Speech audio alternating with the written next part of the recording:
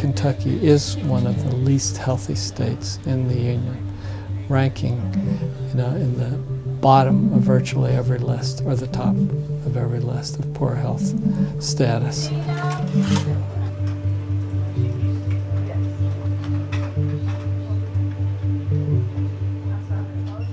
Hey, Mr. Saby, how are you? Good. I'm Susan Elrod. I'm a nurse practitioner here. Type 2 diabetes, hyperlipidemia, hypertension, asthma, COPD, or chronic obstructive pulmonary disease. I'd say those are the basics of what we see. We're the largest federally qualified health center in Kentucky and operate 7 community health center sites here in Jefferson County. Nearly 53% of our patients are currently uninsured. I would say overall, as far as the Affordable Care Act goes, patients don't really know how it's going to affect them. I don't know that they fully grasp that it's really coming up. Either they're going to be eligible for Medicaid, or they're going to have to figure out how they are going to get private health insurance, and they are going to need to pay for that. Hello, Miss Altia. How are you, my dear? I'm good. Good. Does it hurt when I'm touching it? It's just, it doesn't hurt. My heart dropped when I found the knot in my left breast. Believe it or not, my first thought was, I don't have insurance. That was my first thought. It wasn't, oh, the knot. It was, where am I going to get treated? I don't have insurance. I think what we'll do is get you set up for diagnostic mammogram, ultrasound, and possible breast biopsy. Hopefully they won't have to go to that point. But there's no question that we will have to undertake a massive outreach campaign over the summer to make our patients aware of the benefits under the Affordable Care Act. And that's one of our biggest challenges right now as we speak, is to educate and to motivate people. They may be able to come here on a sliding fee scale, but when they would have to be referred out to a specialist or a hospital, they'll run into significant barriers without that insurance.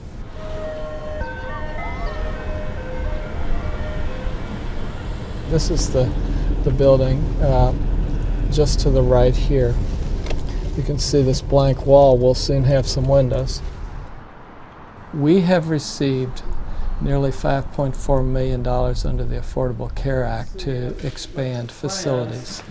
This whole first floor will be the new waiting and reception area. There will be people who will have insurance for the first time and who will be seeking out access to primary care services, and we believe that many of them will turn to us. You can get a sense of the size, and so we want to be a provider of choice. We want to meet our customers' needs.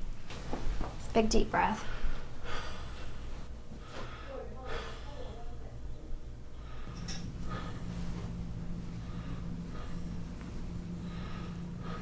Yeah, you definitely have some crackles in your lower lobes of your lungs, which is indicative of pulmonary edema, which is something that can happen in people that have congestive heart failure. So I think we're going to need to send you to the emergency room. Do you feel strong enough to drive, or would you like for me to call an ambulance? I almost think we'd be better off calling an ambulance, just because. I can drive if I have to go. I had insurance at one time. It was $125 a month, and then I got diagnosed with diabetes, and it went all the way up to, I couldn't pay anymore after it hit over $500 a month. I would really prefer you get a ride to the emergency room. Well, I'm gonna go take my truck home because I can't afford to leave my truck. That's my livelihood out there. The insulin cost me $240 a month. Then all the pills that you gotta take. I got a sack full of pills. And it just, and I don't get better.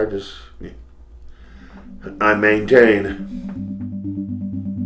Mr. Olson, he did not want to go to the hospital at all because obviously being admitted for 3 or 4 days, the amount of bills that he would incur are unbelievable. I know this is not what you wanted, but some people, they are very ill by the time we finally see them just because they don't want to have to pay Family Health Center is going to be pretty proactive at trying to get patients signing up for health insurance in the next 6 months or so. Okay, all right. As of now, I really don't think that they understand what is going to be out there for them.